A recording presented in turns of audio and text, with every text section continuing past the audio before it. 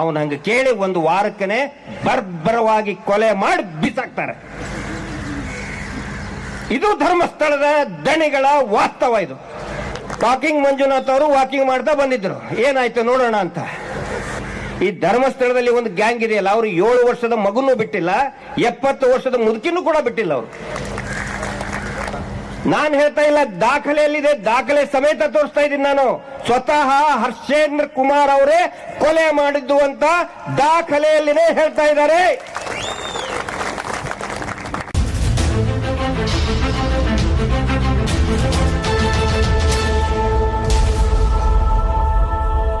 ಧರ್ಮಸ್ಥಳದಲ್ಲಿ 2 ಉದಾಹರಣೆಗಳನ್ನು ಇವತ್ತು ನಾನು ನಿಮಗೆ ತೋರಿಸ್ತಾ ಇದ್ದೇನೆ, ದಾಖಲೆ ಸಮೇತ. ಅಸಹಾಯಕ ಪಾಪ ಜೋಡಿ ಮಾವುತನ ಕುಟುಂಬದಲ್ಲಿ 2 ಕೊಲೆ ಆಗುತ್ತೆ. ಒಂದು ನಾರಾಯಣ ಮತ್ತು ಅವನ ತಂಗಿ ಯಮುನಾ. ಸುಮಾರು ಜನ ನಾವೆಲ್ಲ ಸಾಕಷ್ಟು ಸಾರಿ ಮಾತಾಡಿದ್ದೀವಿ ಮಾವುತನ ಕುಟುಂಬದ ಜೋಡಿ ಕೊಲೆ ಪ್ರಕರಣ. ಅವರ ಅಜ್ಜ ಮುತ್ತಜ್ಜ ಎಲ್ಲರೂ ಕೂಡ ಅಲ್ಲಿ ಆನೆಯ ಸೇವೆಯನ್ನ ಮಾಡಿದಂಥವ್ರು. ಮತ್ತೆ ಅಲ್ಲಿ ಒಂದು ಅಶೋಧ ಕಟ್ಟೆ ಇದೆ, ಅಶೋಧ ಮರದ ಕಟ್ಟೆ. ಪಾಪ ಅವನಿಗೆ ಬಹಳ ಭಕ್ತಿ. ಆ ಅಶೋಧ ಕಟ್ಟೆಗೆ ಏನಾದರೂ ಪ್ರದಕ್ಷಿಣೆ ಹಾಕಬೇಕು ಅಂತ ಹೋದ್ರೆ ಈ ಧರ್ಮಸ್ಥಳದಲ್ಲಿ ಕೆಲಸ ಮಾಡೋದಕ್ಕೆ ಹೊಡೆಯೋದಕ್ಕೆ ಒಂದು ಟೀಮ್ ಅಂತ ಇಟ್ಕೊಂಡಿದ್ದಾರೆ. ಅವರು ಹೋಗಿ ಸಿಕ್ಕಾಪಟ್ಟೆ ಅವನಿಗೆ ಕಾಲಿಗೆ ಹೊಡೆದು ಹೊಡೆದು ಹೊಡೆದು ಆಚೆಗೆ ಕಳಿಸ್ತಾ ಇದ್ರು ಅವನಿಗೆ, ನಾರಾಯಣನಿಗೆ. ಯಾಕಂತ ಹೇಳಿದ್ರೆ ಕಳೆದ 5-6 ವರ್ಷ, ಅವನು ಸಾಯೋಕ್ಕಿಂತ ಒಂದು 5-6 ವರ್ಷದ ಹಿಂದೆ ನಿನ್ನೆ ಜಗ ಕೊಟ್ಬಿಡು ಅಂತ ಹಿಂಸೆ ಕೊಡ್ತಾ ಇದ್ರು ಅವನಿಗೆ. ಆದ್ರೆ ಅವನು ಕೊಡಲ್ಲ. ಎಷ್ಟೇ ಮುದುಕಾದರೂ ಎಷ್ಟೇ ಏಟು ಬಿದ್ರು ಕೂಡ ಅವನು ಕೊಡಲ್ಲ. ಒಂದಿನ ಇಬ್ಬರದು ಕೊಲೆ ಆಗುತ್ತೆ. ಆ ಕೊಲೆದ FIR ಕಾಪಿ ಹಿಂದೆನೂ ಕೂಡ ತೋರಿಸಿದ್ದೀನಿ, ಇವತ್ತು ಕೂಡ ತೋರಿಸ್ತಾ ಇದ್ದೀನಿ. Crime number 234/2012. ಕ್ರೈಮ್ ನಂಬರ್ ಅಂದ್ರೆ ಅಪರಾಧದ ಸಂಖ್ಯೆ. ಅಂಡರ್ ಸೆಕ್ಷನ್ 302 ಮತ್ತು 392 ಇಷ್ಟೇ ಹಾಕ್ತಾರೆ ಇದರಲ್ಲಿ. 302 ಮತ್ತೆ 392 ಇದನ್ನ ದಯವಿಟ್ಟು ನೆನಪಿಟ್ಕೊಳ್ಳಿ. ಇದ್ರ ಬಗ್ಗೆ ನಾನು ಒಂದು ಮಾತಲ್ಲಿ ಹೇಳ್ತಾ ಇದ್ದೀನಿ, ಇದನ್ನ ಯಾಕೆ ಹಾಕಿದ್ರು ಅಂತ ಹೇಳಿ. ಡೇಟ್ ಆಫ್ ಕ್ರೈಮ್ ಅಂದ್ರೆ ಅಪರಾಧ ನಡೆದಿದ್ದು 20ನೇ ತಾರೀಕು ಸಾಯಂಕಾಲದಿಂದ 21ನೇ ತಾರೀಕು ಬೆಳಿಗ್ಗೆ, ಆಯ್ತಾ. ಆ ನಂತರ ಇದರಲ್ಲಿ ನೋಡಿ, ಕಂಪ್ಲೇಂಟ್ ಕೊಟ್ಟವನ ಹೆಸರು ರಾಜೇಂದ್ರ ರೈ ಅಂತ ಇದೆ. ದೂರು ಕೊಟ್ಟವನು. ಕೊಲೆ ಆಗಿದ್ದ್ಯಾರು? ನಾರಾಯಣ ಮತ್ತು ಯಮುನಾ. ಈ ರಾಜೇಂದ್ರ ರೈ ದೂರು ಕೊಡ್ತಾನೆ. ಇಲ್ಲಿ ರಾಜೇಂದ್ರ ರೈ ಯಾರು? ರಾಜೇಂದ್ರ ರೈ ಇವ್ರ ಸಂಬಂಧಿಕನೂ ಅಲ್ಲ, ಅಥವಾ ಆ ಜಾಗೆ ಮಾಲೀಕನೂ ಅಲ್ಲ. ಇವನು ಕೇವಲ ಆ ಧರ್ಮಸ್ಥಳದಲ್ಲಿ ಕೆಲಸ ಮಾಡ್ತಾ ಇದ್ದಂತಹ ಒಬ್ಬ ಸೂಪರ್ವೈಸರ್. ಅವನು, ಅದು ನಾನು ಹೇಳ್ತಾ ಇಲ್ಲ, ಅವನೇ ಹೇಳಿದ್ದಾನೆ. ಅವನ ಸ್ಟೇಟ್ಮೆಂಟ್ ಕೂಡ ನಮಗೆ ಸಿಕ್ಕಿದೆ. ಇದು ಯಾರಿಗೂ ಕೂಡ ಸಿಗ್ಲಾರ್ದಂಗೆ ಮುಚ್ಚಿಟ್ಟಿದ್ರು ಇದನ್ನ. ಅವನ ಸ್ಟೇಟ್ಮೆಂಟ್ ರಾಜೇಂದ್ರ ರೈನೇ ಹೇಳ್ತಾ ಇರೋದು. ಯಾಕಂದ್ರೆ ನಾಳೆ ನನಗೆ ಅನ್ಬಾರ್ದಲ್ಲ ಮಟ್ಟಣ್ಣವ್ರು ಏನೇನೋ ಹೇಳ್ತಾ ಇದ್ದಾರೆ ಅಂತ. ಇದರಲ್ಲಿ ಸ್ವತಃ ರಾಜೇಂದ್ರ ರೈ ಹೇಳ್ತಾರೆ ಏನಂತಂದ್ರೆ, ನಾನು ಅಲ್ಲಿ ಕೆಲಸ ಮಾಡ್ತಾ ಇದ್ದೆ, ಆ ತೋಟಗದ್ದೆ ಕೆಲಸಗಾರರ ಮೇಲ್ವಿಚಾರಕನಾಗಿ ನಾನು ಅಲ್ಲಿ ಕೆಲಸ ಮಾಡ್ತಾ ಇದ್ದೆ. ಮತ್ತು ನಾರಾಯಣ ಯಮುನಾ ಅವರ ಮನೆ ನಾವು ಎಲ್ಲಿ ಕೆಲಸ ಮಾಡ್ತಾ ಇದ್ದೆ ಧರ್ಮಸ್ಥಳದ್ದು ಆ ಜಮೀನಿನ ಪಕ್ಕದಲ್ಲಿ ಇತ್ತು ಅಂತ ಹೇಳ್ತಾನೆ ಅವನು. ಆ ಜಮೀನಿನ ಪಕ್ಕದಲ್ಲಿ, ಧರ್ಮಸ್ಥಳದಲ್ಲಿ ಅಲ್ಲ, ಆ ಜಮೀನು ನಾನು ಎಲ್ಲಿ ಕೆಲಸ ಮಾಡ್ತಾ ಇದ್ದೆ, ಯಾವ ಕೆಲಸಗಾರರ ಮೇಲ್ವಿಚಾರಣೆ ನಾನು ಮಾಡ್ತಾ ಇದ್ದೆ, ಅದರ ಪಕ್ಕದಲ್ಲಿ ನಾರಾಯಣ ಯಮುನಾರ್ದ ಮನೆ ಇತ್ತು ಅಂತ ರಾಜೇಂದ್ರ ರೈ ಹೇಳ್ತಾ ಇದ್ದೇನೆ. ಅವನ ಹೇಳಿಕೆ ಅಂದ್ರೆ ಅವನ ಕಂಪ್ಲೇಂಟ್ ಕಾಪಿಯಲ್ಲಿ ಅವನು ಇನ್ನೊಂದು ಹೇಳ್ತಾನೆ, ನಾನು ಬೆಳಿಗ್ಗೆ 10 ಗಂಟೆಗೆ ಬಂದೆ ಕೆಲಸಕ್ಕೆ, 12 ಗಂಟೆಗೆಲ್ಲ ನೋಡ್ತಾ ಇದ್ದೆ, ಇವ್ರ ಮನೆ ಕೂಗಿದೆ. ಇವನ್ ಯಾಕೆ ಕೂಗಬೇಕು? ಇವನ್ ಕೆಲಸ ಅಲ್ಲ ಅದು. ಆದ್ರೆ ಹೇಳ್ತಾನಲ್ಲಿ, ನಾನು ಕೂಗಿದೆ, ಯಾರು ಏನು ಕೇಳಿಸ್ಕೊಳ್ಳಿಲ್ಲ, ಒಳಗಡೆ ಹೋದೆ, ಎಲ್ಲ ನೋಡಿದೆ, ಎಲ್ಲ ಚೆಲ್ಲಾಪಿಲ್ಲಿ ಆಗಿತ್ತು, ಹಾಸಿಗೆ ಮತ್ತೆ ಬಟ್ಟೆ ಬರೀ ಚೆಲ್ಲಾಪಿಲ್ಲಿ ಆಗಿತ್ತು. ಆನಂತರ ಯಾರೋ ಅದನ್ನ ಏನು ಮನೆಗೆ ಬಂದು ಅಲ್ಲಿ 2 ನಾರಾಯಣ ಮತ್ತು ಯಮುನಾ ರಕ್ತದ ಮಡುವಿನಲ್ಲಿ ಬಿದ್ದಿದ್ರು. ಆಮೇಲೆ ಮತ್ತೆ ನಾನು ನೋಡಿದೆ, ಮನೆಯಲ್ಲಿರುವಂತ ಆಭರಣಗಳನ್ನ ಯಾರೋ ದೋಚ್ಕೊಂಡು ಹೋಗಿದ್ದು ಕಂಡು ಬಂತು ಅಂತ ಹೇಳ್ತಾನೆ. ಆ ಅರ್ಜಿಯಲ್ಲಿದೆ. ಇಲ್ಲ, ಅದನ್ನ ಅಬ್ಸರ್ವ್ ಮಾಡಿ ನೀವು. ದೋಚಿಕೊಂಡು ಹೋದ್ರು ಅನ್ನಕ್ಕೆ ಇವನಿಗೆ ಹೆಂಗ್ ಗೊತ್ತಾಯ್ತು ಅಲ್ವಾ? ಇವನು ಮನೆ ಮಾಲೀಕ ಅಲ್ಲ, ಮನೆ ಸದಸ್ಯ ಅಲ್ಲ, ಮನೆ ಕೆಲಸದವ್ರು ಕೂಡ ಗೊತ್ತಿರ್ತದೆ, ಕೆಲಸದವ್ರು ಆಗಿದ್ರೆ ಗೊತ್ತಿರ್ತದೆ ಆಭರಣಗಳು ಎಲ್ಲಿಟ್ಟಿದ್ರು ಏನಿಟ್ಟಿದ್ರು ಅಂತ ಕೆಲಸದವ್ರಿಗೂ ಕೂಡ ಒಂದೊಂದ್ಸರಿ ಗೊತ್ತಿರ್ತದೆ. ಇವನು ಅದು ಯಾರೂ ಅಲ್ಲ, ಆ ಪರಿವಾರಕ್ಕೆ ಸಂಬಂಧನೇ ಇಲ್ಲ. ಇವನು ಹೇಳ್ತಾನೆ ಮನೆಯನ್ನ ದೋಚ್ಕೊಂಡು ಹೋದ್ರು ಅಂತ ಹೇಳ್ತಾನೆ. ದೋಚ್ಕೊಂಡು ಹೋದ್ರು ಅಂತ ಹೇಳ್ಬೇಕು ಯಾರು? ಆ ಮನೆ ಸದಸ್ಯರು ಹೇಳ್ಬೇಕು. ಇವನು ಸಂಬಂಧನೇ ಇಲ್ದವ್ರು ಕಂಪ್ಲೇಂಟ್ ಕೊಡ್ತಾನೆ. ಹಿಂಗಾಗಿ ಸೆಕ್ಷನ್ 392 ಹಾಕ್ತಾರೆ. 392 ಅಂತ ಹೇಳಿದ್ರೆ ರಾಬರಿ ಅಂದ್ರೆ ಕಳ್ಳತನ.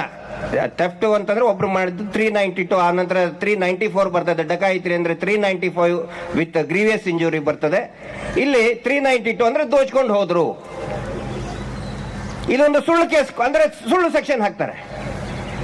ಇನ್ನೊಂದು, ಯಾವಾಗ ನೋಡಿ 2 ಕೊಲೆಗಳಾಗ್ತಾವಪ್ಪ, ಅಷ್ಟೊಂದು ಚೆಲ್ಲಾಪಿಲ್ಲಿ ಆಗಿದೆ, ಒಬ್ಬನೇ ಮಾಡಕ್ ಸಾಧ್ಯನಾ? ಇಬ್ರು ಅಥವಾ ಅದಕ್ಕಿಂತ ಜಾಸ್ತಿನೇ ಮಾಡಿರ್ತಾರೆ. ಆದ್ರೂ ಇಲ್ಲಿ ಸೆಕ್ಷನ್ 34 ಹಾಕಲ್ಲ. 34 ಅಂದ್ರೆ ಕಾಮನ್ ಇಂಟೆನ್ಷನ್. ಇಬ್ಬರಿಗಿಂತ ಜಾಸ್ತಿ ಆರೋಪಿಗಳು ಇದ್ರೆ, ಒಟ್ಟಾಗಿ ಸೇರಿ ಮಾಡಿದ್ರೆ ಕಾಮನ್ ಇಂಟೆನ್ಷನ್ ಬರ್ತದೆ. ಇಲ್ಲಿಯೂ ಕೂಡ ಆ ಸೆಕ್ಷನ್ ಹಾಕುವುದೇ ಇಲ್ಲ. ಬರೀ 302, 392 ಇಷ್ಟು ಹಾಕ್ಬಿಡ್ತಾರೆ. ಆನಂತರ ಇದನ್ನ ಹೇಳಬೇಕು ನಾವು. ಯಾರಪ್ಪ ಮಹಾನುಭಾವ ಅಲ್ಲಿದ್ದಂತ PSI ಕೇಸ್ ರಿಜಿಸ್ಟರ್ ಮಾಡಿದವ್ರು ಯಾರು? ಅದನ್ನ ಮತ್ತು ಅದೇ PSI ಯೋಗೇಶ್ ಸೌಜನ್ಯ ಪ್ರಕರಣದಲ್ಲಿ ಎಲ್ಲಾ ಸಾಕ್ಷಿಯನ್ನ ಹಾಳು ಮಾಡಿ, CCTV ತಗೊಳ್ಳಿಲ್ಲ, ಒಂದು ಫೇಕ್ ಮೊಬೈಲ್ ನಂಬರ್ ಬರೆದು ಒಂದು ಚೀಟಿ ಬರೆದಿಟ್ಟಿರ್ತಾರೆ. ಎಲ್ಲಾ ಹಾಳು ಮಾಡಿದಂತಹ ಅದೇ PSIನೂ ಕೂಡ ಈ ಕೆಲಸ ಮಾಡಿದವನು. ನೆಕ್ಸ್ಟ್ ಈ ಕೊಲೆ ಆಯ್ತಾ? ಕೊಲೆ ಆದ ನಂತರ ಅಲ್ಲಿ ಪೋಸ್ಟ್ ಮಾರ್ಟಮ್ ರಿಪೋರ್ಟ್. ಈ ಪ್ರಕರಣ ನಾವು ಇಷ್ಟೊಂದು ಯಾಕೆ ಸೀರಿಯಸ್ ಆಗಿ ತಗೊಂಡಿದೀವಿ ಅಂತ ಹೇಳಿದ್ರೆ, ಪೋಸ್ಟ್ ಮಾರ್ಟಮ್ ರಿಪೋರ್ಟ್. ಯಾಕಂದ್ರೆ ಒಂದ್ಸರಿ ಚಾರ್ಜ್ ಶೀಟ್ ಹಾಕಿ ವರ್ಡಿಕ್ಟ್ ಬಂದ್ರೆ ದಾಖಲೆಗಳು ಬರ್ತದೆ. ಆರೋಪಿನೇ ಇಲ್ಲ ಅಂತ ಹೇಳಿದ ತಕ್ಷಣನೇ ಇದನ್ನ ಅವ್ರು ಗೌಪ್ಯವಾಗಿ ಇಟ್ಬಿಡ್ತಾರೆ. ಅವಾಗ ಈ ಕೊಲೆ ಬಗ್ಗೆ ಸಂಪೂರ್ಣ ಮಾಹಿತಿ ಕೊಡೋದು ಯಾವುದು ಅಂತ ಹೇಳಿದ್ರೆ ಪೋಸ್ಟ್ ಮಾರ್ಟಮ್ ರಿಪೋರ್ಟ್. ಅದನ್ನು ನಾವು ಇಲ್ಲಿ ನಿಮಗೆ ತೋರಿಸ್ತಾ ಇದ್ದೀವಿ. ಪೋಸ್ಟ್ ಮಾರ್ಟಮ್ ರಿಪೋರ್ಟ್ ಅಲ್ಲಿ ಏನ್ ಹೇಳುತ್ತೆ? ಇದರಲ್ಲಿ ಟೈಮ್ ಆಫ್ ಡೆತ್ ಅಂದ್ರೆ ಯಾವುದೇ ಒಂದು ಪೋಸ್ಟ್ ಮಾರ್ಟಮ್ ಮಾಡಬೇಕಾದ್ರೆ ಡಾಕ್ಟರ್ಗೆ ಗೊತ್ತಾಗುತ್ತೆ ಪೋಸ್ಟ್ ಮಾರ್ಟಮ್ ಮಾಡೋಕ್ಕಿಂತ ಎಷ್ಟು ಗಂಟೆ ಹಿಂದೆ ಸಾವು ಆಗಿದೆ ಅಂತ ಹೇಳಿ. ಅದರಲ್ಲಿ ಪೋಸ್ಟ್ ಮಾರ್ಟಮ್ ಮಾಡಿದಂತ ಡಾಕ್ಟರ್ ಹೇಳ್ತಾರೆ between 12 to 24 hours before post mortem. ಅಂದ್ರೆ ನೋಡಿ, ಪೋಸ್ಟ್ ಮಾರ್ಟಮ್ ಮಾಡಿದಂತ ಟೈಮ್ 21/9/2012 ಸಾಯಂಕಾಲ 7ರಿಂದ 8 ಗಂಟೆವರೆಗೆ ಮಾಡ್ತಾರೆ. 12 hours ಬಿಟ್ವೀನ್ 12 and 24 hours ಅಂತ ಹೇಳಿದ್ರೆ ಬೆಳಿಗ್ಗೆ 7 ಗಂಟೆಯಿಂದ ಹಿಂದಿನ ದಿನ ರಾತ್ರಿ 7 ಗಂಟೆವರೆಗೆ ಕೊಲೆ ಆಗಿದೆ ಅಂತ ಅದರ ಅರ್ಥ. ಇದನ್ನ ನೆನಪಿಟ್ಕೊಳ್ಳಿ. ಮುಂದಿನ ದಾಖಲೆ ಹೇಳ್ಬೇಕಾದ್ರೆ ಇದನ್ನ ನೆನಪಲ್ಲಿ ಇರಬೇಕಾಗತ್ತೆ. ಅಂದ್ರೆ ಡೇಟ್ ಆಫ್ ಅಂದ್ರೆ ಟೈಮ್ ಆಫ್ ಡೆತ್, ನಾರಾಯಣ ಮತ್ತು ಯಮುನಾಳ ಟೈಮ್ ಆಫ್ ಡೆತ್ 21ನೇ ತಾರೀಕು ಬೆಳಿಗ್ಗೆ 7 ಗಂಟೆಯಿಂದ 20ನೇ ತಾರೀಕು ಸಂಜೆ 7 ಗಂಟೆವರೆಗೆ ಕೊಲೆ ಆಗಿದೆ ಅಂತ ಪೋಸ್ಟ್ ಮಾರ್ಟಮ್ ರಿಪೋರ್ಟ್ ಹೇಳ್ತಾ ಇದೆ. ಇನ್ನೂ ಒಂದು ಮುಖ್ಯ ವಿಚಾರ ಹೇಳ್ತಾರೆ ಅದರಲ್ಲಿ ಪೋಸ್ಟ್ ಮಾರ್ಟಮ್ ನಲ್ಲಿ.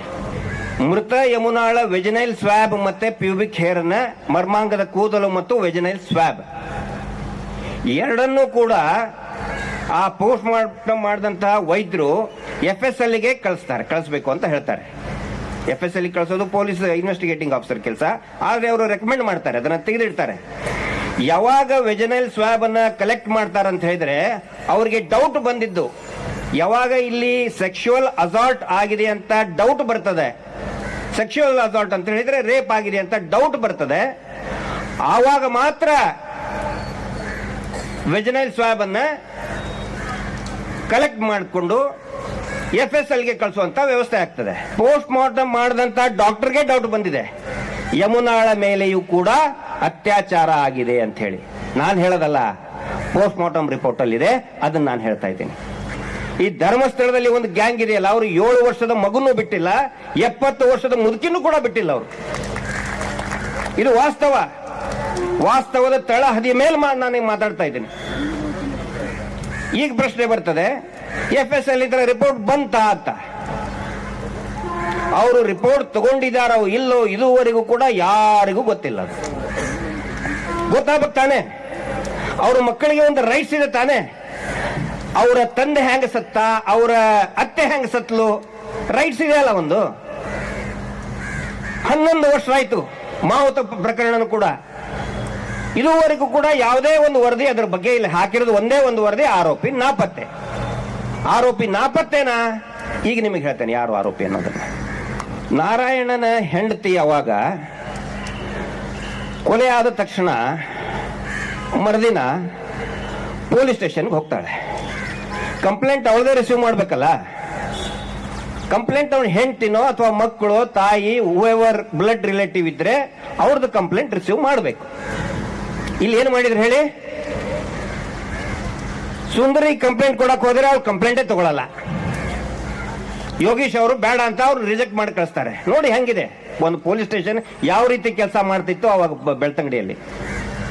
ಸ್ವತಃ ಹೆಂಡತಿ ಕಂಪ್ಲೇಂಟ್ ಕೊಡಕ್ ಹೋದಾಗ ಮಕ್ಕಳನ್ನ ಕರ್ಕೊಂಡು ಹೋಗ್ತಾಳೆ, ಕಂಪ್ಲೇಂಟೇ ತಗೊಳಲ್ಲ.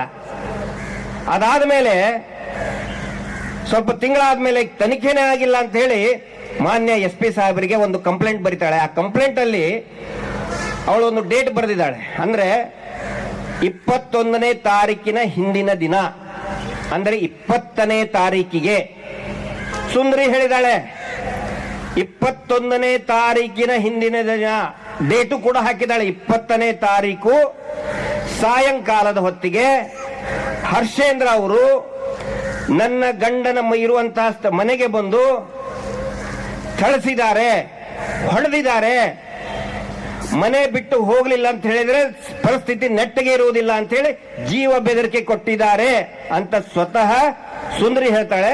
ಡೇಟ್ ಏನಂತ ಇದೆ? 20ನೇ ತಾರೀಕು. ಆಯ್ತಾ? ಅದರಲ್ಲಿದೆ 20ನೇ ತಾರೀಕು ಅಂತ.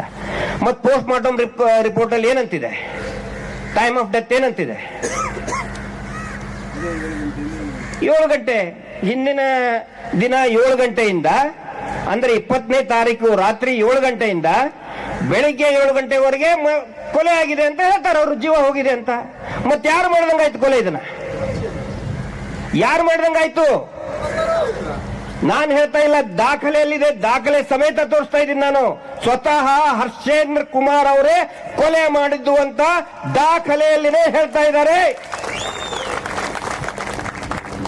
ಆದ್ರೂ ಕೂಡ ಆರೋಪಿ ನಾಪತ್ತೆ. ಸಿ ರಿಪೋರ್ಟ್, ಆರೋಪಿ ಇಲ್ಲವೇ ಇಲ್ಲ.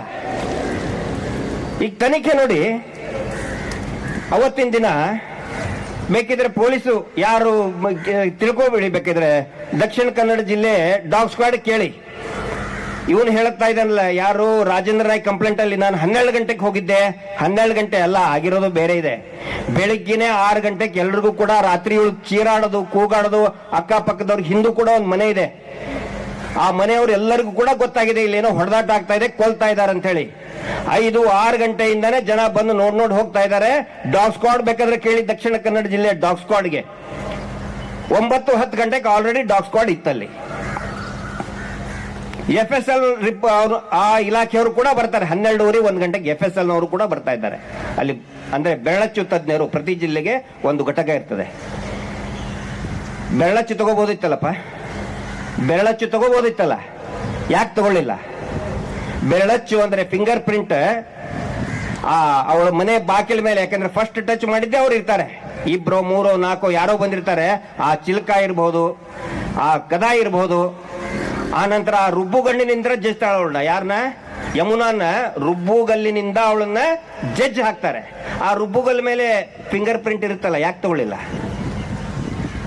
ಕಲ್ಲನ್ನ ಜಜ್ಜಿ ಹಾಕ್ತಾರೆ. ಯಾರಿಗೆ? ನಾರಾಯಣನಿಗೆ. ಸೈಜ್ ಗಲ್ ಇರ್ತದೆ, ಮನೆ ಕಟ್ಸೋದಕ್ಕೆ ಸೈಜ್ ಗಲ್ ಇರ್ತದಲ್ಲ, ಆ ಕಲ್ಲನ್ನ ತೆಗೆದು ಜಡ್ಜ್ ಹಾಕ್ತಾರೆ. ಆ ಕಲ್ ಮೇಲೆ ಕೂಡ ಫಿಂಗರ್ ಪ್ರಿಂಟ್ ಇರ್ತದೆ. ಫಿಂಗರ್ ಪ್ರಿಂಟ್ ನವರು ಬಂದ್ರೂ ಕೂಡ ಫಿಂಗರ್ ಪ್ರಿಂಟ್ ತಗೊಳಕ್ ಹೇಳುವುದಿಲ್ಲ. ಯಾಕೆ?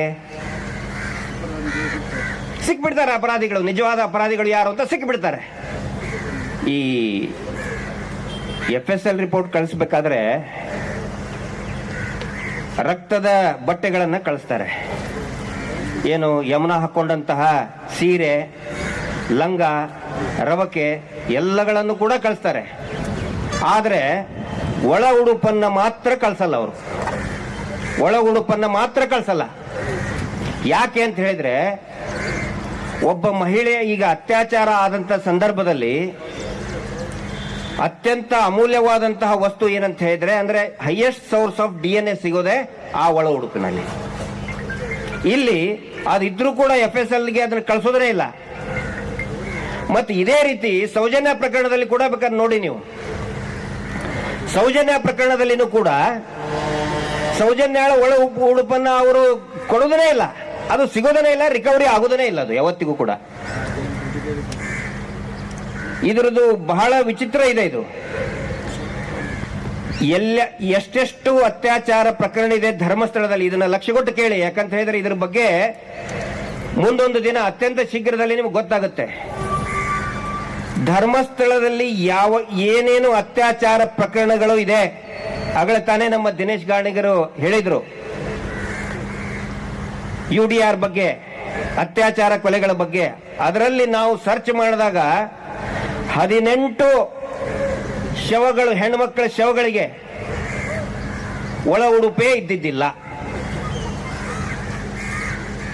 ಯಾವ ಇದರಲ್ಲಿ ಕೂಡ ಒಳ ಉಡುಪು ಸಿಗದೇ. ಸೌಜನ್ಯದಲ್ಲಿ ಕೂಡ ಬೇಕಾದ್ರೆ ನೋಡಿ ನೀವು, ಪ್ರಾಪರ್ಟಿ ರಿಜಿಸ್ಟರ್ ತೆಗಿರಿ, ಎಲ್ಲಿಯೂ ಕೂಡ ಸೌಜನ್ಯ ಇದರಲ್ಲಿ ಅವ್ರು ಕಲೆಕ್ಟ್ ಮಾಡಕ್ ಹೋಗೋದೇನೆ ಇಲ್ಲ. ಅದು ಇಲ್ಲ ಅಂತಲ್ಲ, ಅದು ಇದ್ರೂ ಕೂಡ ಅದನ್ನ ಕಲೆಕ್ಟ್ ಮಾಡಕ್ ಹೋಗೋದೇನೆ ಇಲ್ಲ. ಅತ್ಯಾಚಾರ ಆದಂತ ಪ್ರಕರಣದಲ್ಲಿ ಒಳ ಉಡುಪು ಕಲೆಕ್ಟ್ ಮಾಡೋದು ಬಹಳ ಇಂಪಾರ್ಟೆಂಟ್. ಯಾಕಂತ ಹೇಳಿದ್ರೆ ಅಲ್ಲಿರುವಂತಹ DNA ಇಂದ ಮಾತ್ರ ಅದು, ಮತ್ತು ವೆಜನೈಲ್ ಸ್ವಾಬ್.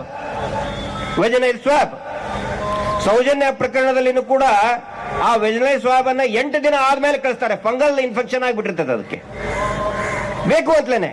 ಇಲ್ಲೂ ಕೂಡ ಅದೇ ರೀತಿ ಸೇಮ್.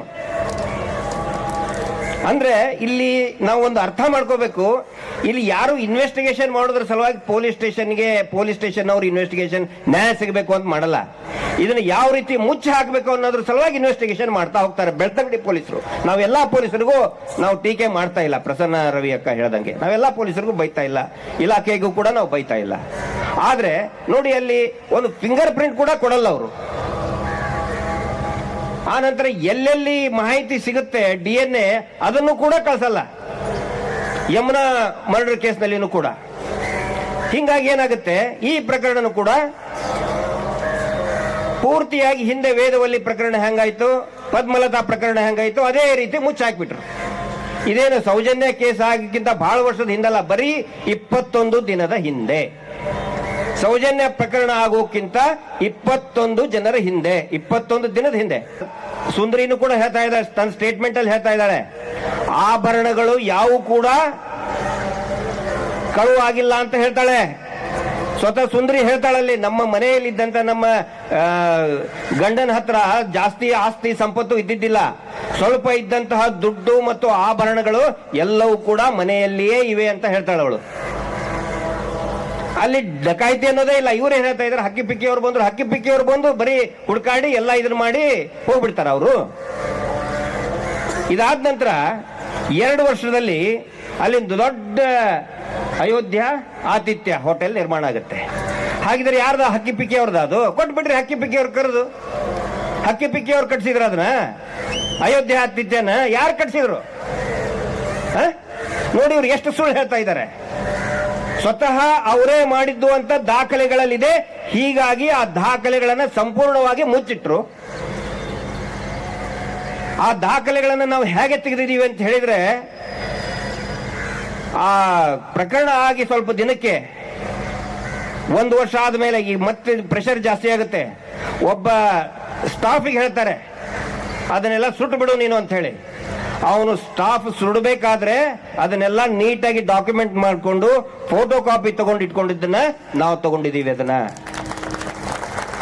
ಆ ಫೋಟೋ ಕಾಪಿ ಅದು 1 ವರ್ಷ ಆದ್ಮೇಲೆ ಇದನ್ನ ಸುಟ್ಟು ಹಾಕಕ್ ಹೇಳ್ತಾರೆ. ಇದೇ ದಾಖಲೆಯಲ್ಲಿನೇ ಇದೆ. ಪೊಲೀಸ್ ಸ್ಟೇಷನ್ ಇಂದ FSLಗೆ ಕಳಿಸಿದಂತಹ ದಾಖಲೆ, ಅದು ಅಧಿಕೃತ ಪೊಲೀಸ್ ಠಾಣೆಯಲ್ಲಿರುವಂತಹ ದಾಖಲೆ. ಅದನ್ನ ಸುಟ್ಟು ಹಾಕೋದಕ್ಕೆ ಹೇಳಿದ್ದಾರೆ, ಸುಟ್ಟು ಹಾಕಿದ್ದಾರೆ ಅದನ್ನ. ನಾನು ಆ ಪೊಲೀಸರಿಗೆ ಧನ್ಯವಾದಗಳನ್ನು ಹೇಳ್ತೇನೆ. ಹೀಗಾಗಿ ನಾವು ಎಲ್ಲರಿಗೂ ಬೈತಲ್ಲ, ಆ ಪೊಲೀಸರಿಗೆ ಧನ್ಯವಾದಗಳನ್ನು ಹೇಳ್ತಾ ಇದ್ದೇನೆ. ಸುಡೋಕ್ಕಿಂತ ಮುಂಚೆ ಅದನ್ನ ಒಂದು ಫೋಟೋ ಕಾಪಿ ತಗೊಳ್ಳುವಂತ ಒಂದು ಪ್ರಜ್ಞೆಯನ್ನ ಮೆರೆದಿದ್ದಾರೆ ಆ ಪೊಲೀಸರು. ಆ ಕಾಪಿಯನ್ನ ನಾವು ತೋರಿಸ್ತಾ ಇದ್ದೀವಿ. ಅದರಲ್ಲಿ ನೋಡಿ, ಎಲ್ಲಾನು ಕೂಡ ಕಳಿಸ್ತಾರೆ. ಎಲ್ಲಿಗೆ? FSLಗೆ ರವೆಕೆ ಕಳಿಸಿದ್ರು, ಆ ಕಲ್ ಜಜ್ಜಿದ ಕಲ್ ಕಳಿಸಿದ್ರು, ಫಿಂಗರ್ ಪ್ರಿಂಟ್ ಇಲ್ಲ ಆದ್ರೆ ಸುಮ್ಮನೆ ಕಳಿಸ್ತಾರೆ ಅದನ್ನ. ಆದ್ರೆ ಒಳ ಉಡುಪು ಕಳಿಸೋದನೇ ಇಲ್ಲ, ಫಿಂಗರ್ ಪ್ರಿಂಟ್ ಇಲ್ಲವೇ ಇಲ್ಲ. ಹೀಗಾಗಿ ಈ ದಾಖಲೆಗಳನ್ನು ಮುಚ್ಚಿಡ್ತಾ ಇದ್ದಾರೆ. ಆರೋಪಿ ಇಲ್ಲ, ಆರೋಪಿ ಅಲ್ಲೇ ಇದ್ದಾನೆ. ಅದೇ ಆರೋಪಿ ಅದೇ ಹರ್ಷೇಂದ್ರ ಹತ್ರ ಹೋಗಿ ಸೆಲ್ಯೂಟ್ ಮಾಡಿ ಬರ್ತಾರೆ, ಅವನನ್ನು ಆರೋಪಿ ಮಾಡಕ್ ತಯಾರಿಲ್ಲ. ಇದು ವ್ಯವಸ್ಥೆ. ನಾನು ಅವ್ರ ಮೇಲೆ ಸುಖಾಸುಮ್ನೆ ಹೇಳ್ತಾ ಇಲ್ಲ, ಸಂಶಯನ ವ್ಯಕ್ತಪಡಿಸ್ತಾ ಇದ್ದೀನಿ. ನಮ್ಮ ಕೆಲಸ ಏನು? ಸಂಶಯನ ವ್ಯಕ್ತಪಡಿಸ್ತಾ ಇದ್ದೀವಿ. ಅರೆ ಪೋಸ್ಟ್ ಮಾರ್ಟಮ್ ರಿಪೋರ್ಟ್ ಅಲ್ಲಿ ಇದೆ ಬಿಫೋರ್ 12 and 24 hours ಅಂತ. ಸುಂದರಿ ಹೇಳ್ತಾ ಇದ್ದಾಳೆ ಹಿಂದಿನ ರಾತ್ರಿ ಹರ್ಷೇಂದ್ರ ಕುಮಾರ್ ಬಂದಿದ್ರು ಅಂತ ಹೇಳ್ತಾಳೆ. ಆನಂತರ ಇನ್ನೊಂದಿದೆ, ಒಂದು ನಿಮಿಷ ಇದು ಹೇಳ್ಬಿಡ್ತೀನಿ, ಬಹಳ ಇಂಪಾರ್ಟೆಂಟ್ ಇದೆ. ಅವತ್ತಿನ ದಿನ ರಾತ್ರಿ ದೊಡ್ಡ ದಣಿಗಳು ಕೂಡ ಅಲ್ಲಿ ಬಂದಿದ್ರಂತೆ. ದೊಡ್ಡ ದಣಿಗಳು ಕೂಡ ಅಲ್ಲಿ ಬಂದಿದ್ರು, ವಾಕಿಂಗ್ ಮಾಡ್ತಾ ಬಂದಿದ್ರು ಅಲ್ಲಿ. ಯಾರು? ಟಾಕಿಂಗ್ ಮಂಜುನಾಥ್ ಅವರು. ಇಲ್ಲ ಸರ್, ಹಂಗೆ ಹೆಸರು ಹೇಳಂಗಿಲ್ಲ. ಟಾಕಿಂಗ್ ಮಂಜುನಾಥ್ ಅವರು ವಾಕಿಂಗ್ ಮಾಡ್ತಾ ಬಂದಿದ್ರು. ಏನಾಯ್ತು ನೋಡೋಣ ಅಂತ ಅವರು ವಾಕಿಂಗ್ ಮಾಡಿ ಮತ್ತೆ ಟಾಕಿಂಗ್ ಮಾಡಕ್ ಬಂದ್ರು. ಟಾಕಿಂಗ್ ಮಾಡಿದ್ರು ಯಾರ ಜೊತೆಗೆ? ಸುಂದರಿ ಜೊತೆಗೆ. ಇಲ್ಲ, ನೀನು ಕಂಪ್ಲೇಂಟ್ ಕೊಡಬೇಡ, ಆ ಧರ್ಮ ದೇವತೆಗಳಿದ್ದಾರೆ, ಧರ್ಮ ದೇವತೆಗಳ ನೋಡ್ಕೋತಾರೆ, ನೀವು ಆ ಜಾಗ ಬಿಟ್ಟು ಹೋಗಿ ಅಂತ. ಪ್ರಕರಣ ಆಗಿ ಸ್ವಲ್ಪ ದಿನಕ್ಕೆ ಆ ಮನೆಯನ್ನ ಕೆಡೋದಕ್ಕೆ ಬರ್ತಾರೆ. ಕೆಡೋದಕ್ಕೆ ಬಂದಾಗ ಪಾಪ 3 ಜನ ಮಕ್ಕಳು ಬರ್ತಾರೆ. ಆ ನಾರಾಯಣನ 3 ಜನ ಮಕ್ಕಳು ಬರ್ತಾರೆ. ದಣಿ, ಮನೆ ಆದ್ರೂ ನೀವು ಕೆಡುತ್ತಾ ಇದ್ದೀರಿ, ಆದ್ರೆ ಹಂಚುಗಳನ್ನಾದ್ರೂ ನಮಗ್ ಕೊಡಿ, ಮನೆ ಮೇಲಿರುವಂತ ಹಂಚನ್ನಾದ್ರೂ ನಮಗ್ ಕೊಡಿ ಚಿಕ್ಕದಣಿ ಅಂತ ಚಿಕ್ಕದಣಿಗೆ ಕೇಳ್ತಾರೆ. ಚಿಕ್ಕದಣಿ ಏನ್ ಹೇಳ್ತಾರೆ ಗೊತ್ತಾ? ಆಯ್ತು ತಗೊಂಡೋಗ್ತೀಯಾ, ಅದ್ರ ಲೆಕ್ಕ ಕೊಡು, ಹಂಚಿನ ಲೆಕ್ಕ ಕೊಟ್ಟು ತಗೊಂಡು ಹೋಗು ಅಂತ ಹೇಳ್ತಾರೆ. ಹಂಚಿನ ಲೆಕ್ಕ ಕೊಟ್ಟು ತಗೊಂಡು ಹೋಗುವಂತ ಆ ತಂದೆ ಸತ್ತಂತಹ 3 ಜನ ಮಕ್ಕಳಿಗೆ ಹೇಳಿ ಕಳಿಸ್ತಾರೆ, ಹಂಚಿನ ಲೆಕ್ಕ ಕೊಡು ಅಂತ ಹೇಳಿ. ನಾರಾಯಣ ಸಾಫಲ್ಯ ಕೇಳ ಹೋಗ್ತಾರಂತೆ ದಣಿಗಳ ಹತ್ರ. ದಣಿ, ನನ್ನ ಜಾಗ ತಗೋಬೇಡಿ, ಕೈ ಮುಗಿದು ಕೇಳ್ತಾರಂತ. ಅವ್ರ ಮೇಲೆ ತಲೆನೇ ಎತ್ತಿದ್ದಲ್ಲಂತೆ ದಣಿ ಹಿಂಗ್ ಇಟ್ಕೊಂಡು, ಜಾಗ ತಗೋಬೇಡಿ, ನನಗೆ ನಮ್ಮ ಪೂರ್ವಜರ ಆಸ್ತಿ ಅದು, ನಮ್ಮ ಪೂರ್ವಜರು ಕೊಟ್ಟಂತ ಒಂದು ತುಂಡು ಆಸ್ತಿ ಅದನ್ನು ದಯವಿಟ್ಟು ಕೇಳಬೇಡಿ ಅಂತ ಹೇಳಿದಾಗ ದಣಿಗಳ ಮನಸ್ಸು ಕರಗಲ್ಲ. ಅವಾಗ ನಾರಾಯಣ ಇನ್ನೊಂದು ಮಾತು ಹೇಳ್ತಾನೆ, ದಣಿ, ನಮ್ಮ ಅಪ್ಪಯ್ಯ ಮಂಜುನಾಥ ನಿಮ್ಮನ್ನ ಆನೆ ಕಿವಿಗೆ ಜೋತು ಬೆಳೆಸಿದ್ದಾನೆ. ನನ್ನ ಹೆಗಲ ಮೇಲೆ, ನಾನು ನಿಮ್ಮಷ್ಟೇ ಇದ್ದೆ, ನನ್ನ ಹೆಗಲ ಮೇಲೆ ಕಾಲಿಟ್ಟು ನೀವು ಕಿವಿಗೆ ಜೋತ್ ಬೀಳ್ತಾ ಇದ್ರಿ. ನಮ್ಮ ಅಪ್ಪಯ್ಯ ನಿಮ್ಮನ್ನ ಆನೆ ಕಿವಿಗೆ ಜೋತ್ ಬೀಳಿಸಿ ಆಟ ಆಡಿಸ್ತಾ ಇದ್ದ, ಆನೆ ಕಿವಿಗೆ ಜೋತ್ ಬೀಳಿಸಿ ನಿಮಗೆ ಉಯ್ಯಾಲೆ ಆಡಿಸ್ತಾ ಇದ್ದ. ಅದಕ್ಕಾದ್ರೂ ದಣಿ ನಮ್ ಜಾಗ ಕಿತ್ಕೊಳಕ್ ಹೋಗ್ಬೇಡಿ ಅಂತ ಕೈ ಮುಗಿದು ಕೇಳ್ಕೊತಾನೆ ನಾರಾಯಣ ಸಾಫಲ್ಯ ಮಾವುತ. ದಣಿಗಳು ಜಪ್ಪಯ್ಯ ಅನ್ನಲ್ಲ. ಅವನ ಹಂಗ ಕೇಳಿ 1 ವಾರಕ್ಕನೆ ಬರ್ಬರವಾಗಿ ಕೊಲೆ ಮಾಡಿ ಬಿಸಾಕ್ತಾರೆ.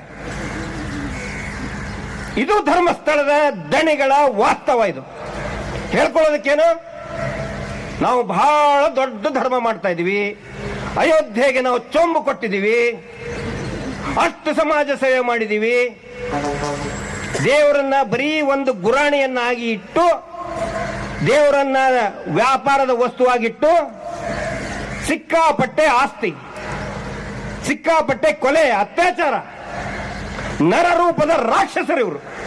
ಹೇಳ್ಕೊಳ್ಳೋದಕ್ಕೆ ದೇವಮಾನವರು. ಯಾರು ಮಾತಾಡಬಾರ್ದು ಅವ್ರ ವಿರುದ್ಧ. ಮಾತಾಡಿದ್ರೆ ದೇವರ ವಿರುದ್ಧ.